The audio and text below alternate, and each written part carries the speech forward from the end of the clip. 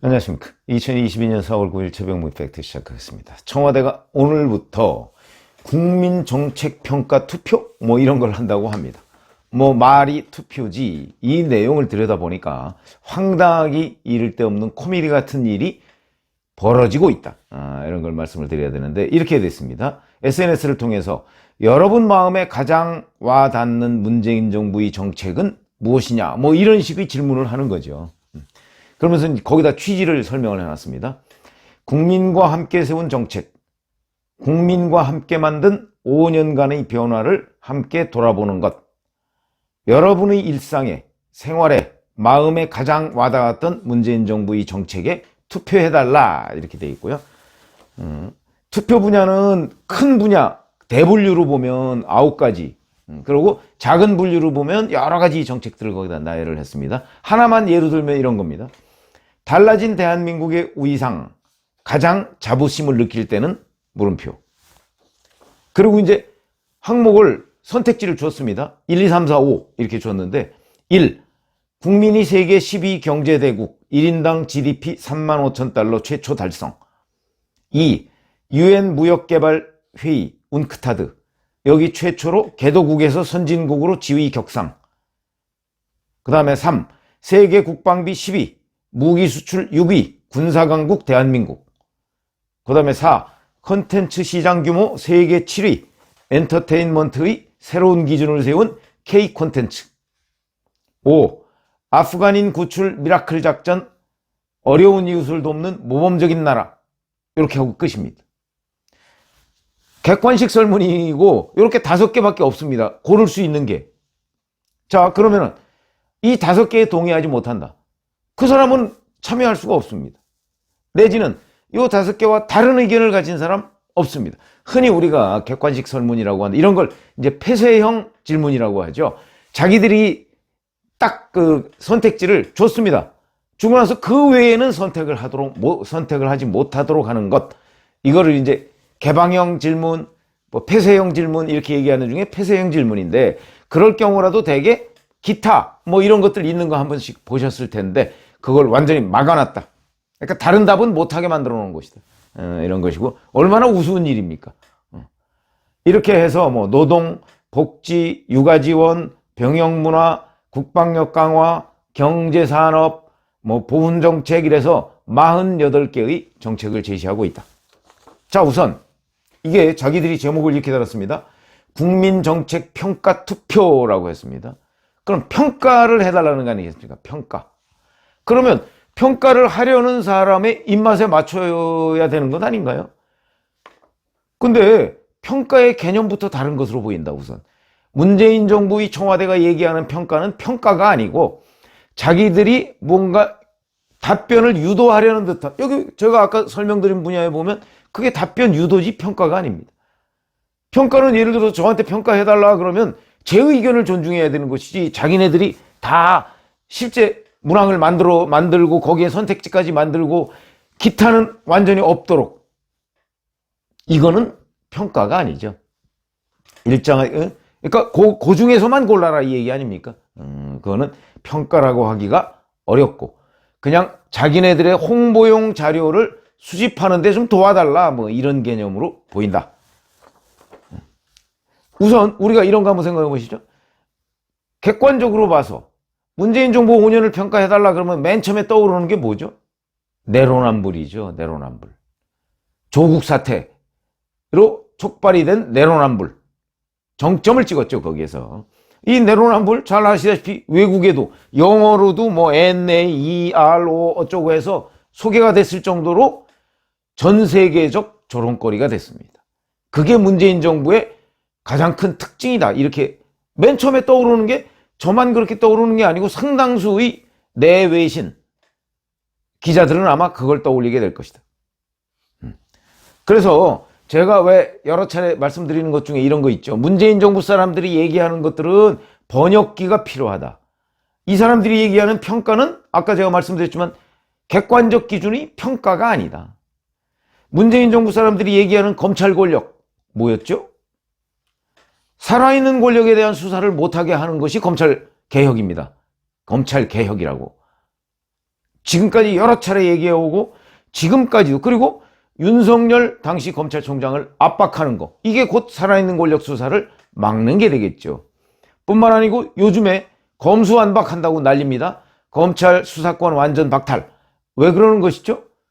문재인 정부 이제 한 달 남았는데 그 한 달 동안 지나고 나서 윤석열 정부가 문재인 정부의 적폐를 수사를 못하도록 하려는 거 아니냐. 그게 바로 검수완박이다. 그런데 그걸 가지고 검찰개혁이라는 이름으로 포장을 해서 지금 국민들한테, 그러니까 현재의 검찰로부터 수사권을 빼앗겠다, 이런 얘기 아닙니까? 자, 그럼 검찰개혁의 목표가 이거라면, 그러면 현재의 검찰로부터 수사권을 빼앗으면 넥스트, 그 다음은 무엇이냐? 누군가는 수사를 해야 될 텐데, 중수청.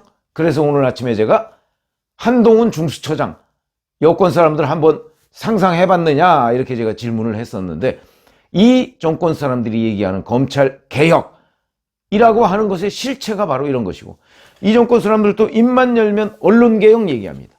이 사람들이 얘기하는 언론 개혁은 뭐 예를 들어서 TBS의 김어준의 뉴스공장을 어떻게 뭐 편파적이니까 그걸 개편하겠다, 내지는 오마이뉴스, 한겨레신문, 경향신문 뭐 이런 것들의 그 왜곡된 시각 같은 걸 바로잡겠다, 이런 게 아닙니다. 자기들한테 비판적인 언론, 이 언론에 재갈을 물리겠다. 그래서 징벌적 손해배상 뭐 이런 거 규정한 거 아니겠습니까? 제가 이 언론중재법에 대해서 말씀을 드리는 중에 저는 언론중재법을 개인적으로 찬성한다, 이렇게 말씀드린 적이 있습니다. 왜? 언론중재법을 진짜 개정을 해서 그것이 제대로 적용이 된다면 맨 처음에 걸릴 곳이 어디죠? MBC 같은 곳입니다. MBC, KBS. 잘 아시지만 검언유착 의혹 보도를 했던, 최초로 보도했던 곳이 MBC입니다. 그리고 검언유착과 관련해서 여러 차례 오보를 낸 곳이 KBS입니다. 이런 곳이 맨 처음 징벌적 손해배상에 걸리지 않을까요? 그렇기 때문에 제가 보건대는 징벌적 손해배상을 정말 규정한 언론중재법 개정안이 통과된다면 아마 이 평가를 제대로 한다면 맨 처음 걸릴 곳이 공영방송, 지상파 공영방송이나 아니면 친여 매체들이 더 많이 걸릴 것이다. 그렇기 때문에 언론계의 오보 사태나 가짜뉴스 같은 걸 바로잡는 데에는 저도 징벌적 손해배상이 필요하다, 이렇게 봅니다. 필요하다. 왜냐하면 오히려 지금 문재인 정부와 가깝다고 얘기하는 언론 매체들이 훨씬 더 가짜뉴스를 양산하기 때문에, 다만 그거에 대한 평가, 그걸 얼마나 정확하게 하느냐, 이것도 매우 중요한 일이죠. 그런데 그런 것들을 언론개혁이라는 이름으로 추진하고 있는 정부가 바로 문재인 정부, 그 컨트롤 타워가 지금의 청와대다. 그러니까 개념이 다릅니다. 그 다음에 또 하나, 정책을 평가하겠다, 문재인 정부 5년에. 그럼 문재인 정부의 5년의 주요 정책을 다 문항에 넣어야 되는 것 아닌가요? 문재인 정부를 포함해서 역대 모든 정부의 가장 중요한 정책은 뭐죠? 민생 정책이죠. 민생 정책. 예를 들어서 자, 성장이냐 분배냐, 뭐 이런 것들. 그 다음에 문재인 정부는 소득주도 성장을 들고 나왔습니다. 그래서 뭐 무슨 그 기본급 뭐 인상, 뭐 이걸 급격하게 인상하더니 요즘엔 또 좀 잠잠합니다. 뭐 이런 것들. 근데 여기에서 빠졌습니다. 소득주도 성장. 소득주도 성장에 대한 평가를 해 주십시오, 이런 건 빠졌습니다. 그 다음에 최근에 가장 큰 문제가 되고 그것이 대선 실패의 원인이라고도 지적을 받고 있는 부동산 정책. 없습니다. 부동산 정책이. 일자리. 기억나시죠? 문재인 대통령이 그 임기 초반에 청와대 일자리 상황판을 설치하고 뭐 나와가지고 한바탕 쇼를 했죠. 일자리라는 거는 경제정책과 동전의 양면입니다. 경제수석이 하면 되는 거죠.